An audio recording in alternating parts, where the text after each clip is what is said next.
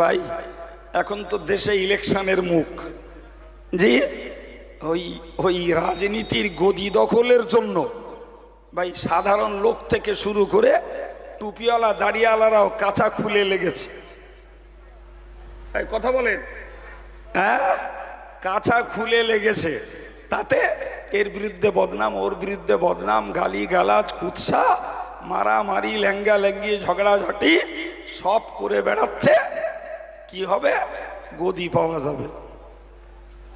কথা বলছেন না কেন?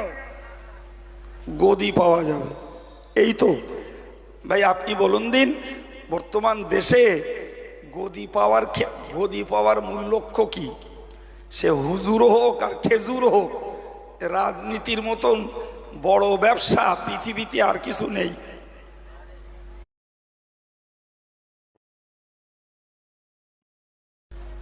ঠিক না ভুল? একবার মেরে কেটে হাতে পায়ে ধরে চুরি চামারি করে ছাপ্পা টাপ্পা মেরে একবার হতে পারলি 7 পুরুষ বসে খাবে।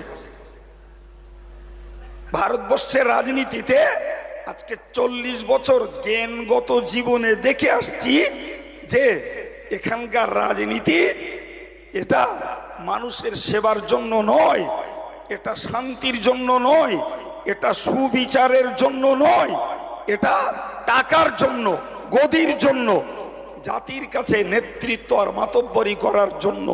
চাই সে কোনো হুজুর সাহেব হোক আর সাধারণ জনগণ হোক, গড় পর্দায় এদেশের রাজনীতির নায়কেরা সব সমান।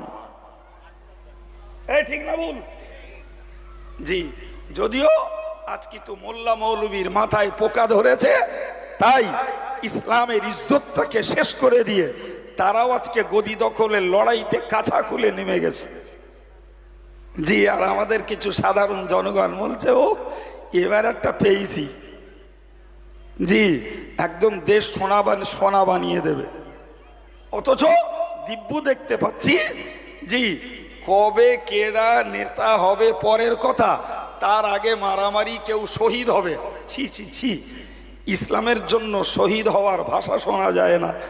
জি, দিন কায়েমের জন্য রক্ত দেওয়ার ভাষা হুজুর সাহেবদের কাছ থেকে শোনা যায় না। রাজনীতির গদি দখলের জন্য শহীদ হব, রক্ত দেব, তাহলে মাথা পোকা কি একটু লেগেছে মনে হচ্ছে? কথা বলেন না কেন? একটু পোকা লাগেনি, ভালো রকম পোকা লেগেছে।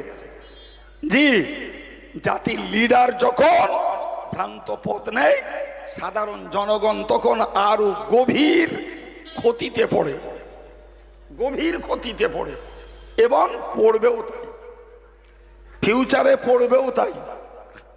ভাই আমি যে কথা বোঝাতে যে আপনাকে